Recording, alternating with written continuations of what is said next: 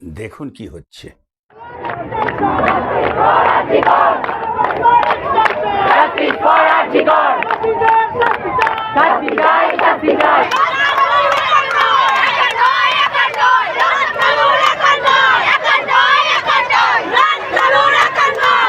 তখন দেওয়ালে পিঠ থেকে যায়।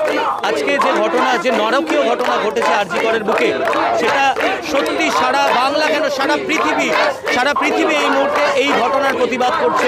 আমি প্রথম দিকে যেটা বলছি যে জাতি, ধর্ম, পার্টি, পলিটিক্স, শিল্পী, সাধারণ মানুষ সব কিছু নির্বিশেষে আমরা সবাই এখানে আজকে বক্তব্য একটাই, উই নিড ফুল জাস্টিস। আমাদের সম্পূর্ণ সত্যিটা জানতে হবে। ইতিহাসে প্রথমবার ইস্ট বেঙ্গল মোহনবাগান মোহামেডান মাঠে একসাথে রাস্তায় নেমেছে, এটা ইতিহাসের পাতায় লেখার মতো একটা নজির দৃষ্টান্ত। সেখানে পুলিশের লাঠিচার্জ হয়েছে, কেন হবে? এটা আমাদের প্রশ্ন উঠেছে, আমাদের মনুষ্যত্বের ওপরে প্রশ্ন উঠেছে, হিউম্যানিটির ওপরে প্রশ্ন উঠেছে, আমাদের নিরাপত্তার ওপরে, আমাদের কর্মক্ষমতার ওপরে, আমাদের সব কিছুর ওপরে প্রশ্ন উঠেছে। আজকে যদি এইটা আমরা যদি এই বিক্ষোভটা না করি, তাহলে এর থেকে বড় অন্যায় বোধহয় আমাদের আর কিছু হতে পারে।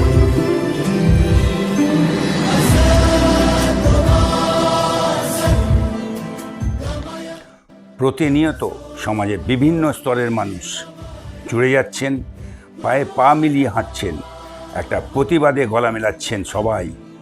সেটা কি? We want justice.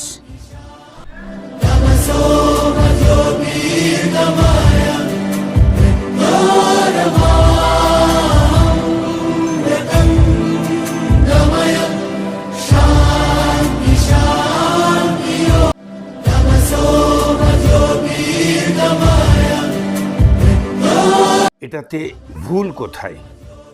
ধর্ষক, খুনি, ঘটনায় যারা জড়িত সেই সমস্ত মানুষের শাস্তি চাই, বিচার চাই। এটাই তো কথা।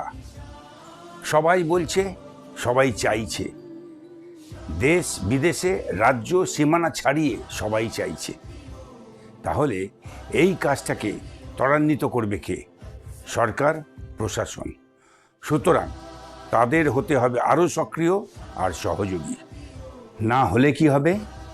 মানুষ, সমাজ বিশ্বাস হারাবে। পরবর্তী লক্ষণ কি হবে? সমাজে একটা অসুরক্ষার অনুভূতির বাতাবরণ তৈরি হবে রাজ্য সমাজে অসামাজিক মানুষের বাড়বাড়ন্ত, তাদের আধিপত্য বাড়বে, আইন অবজ্ঞা করার প্রবণতা বাড়বে। আর এই সমস্ত অবস্থাকে সামলানোর জন্য যেটা দরকার, যাদের কাজ করার দরকার, তারা হচ্ছে সরকার আর প্রশাসন। আর জি কর নৃশংস হত্যাকাণ্ডের যে তদন্ত আর বিচার, এটা বিলম্বই কিন্তু সাধারণ মানুষকে রাস্তায় নামিয়েছে, পথে নামাতে বাধ্য করেছে। আর তাই এই অবস্থা।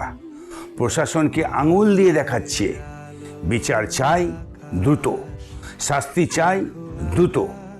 শাসকের আসনে বসার অন্যতম অঙ্গীকার কিন্তু হলো সুশাসন প্রতিষ্ঠা করা, আর সেটা দায়িত্ব আর কর্তব্যের মধ্যে পড়ে। তাই ঘটনা, অবস্থা আর সময় এখন তাই চাইছে, দাবি করছে, বিচার চাই।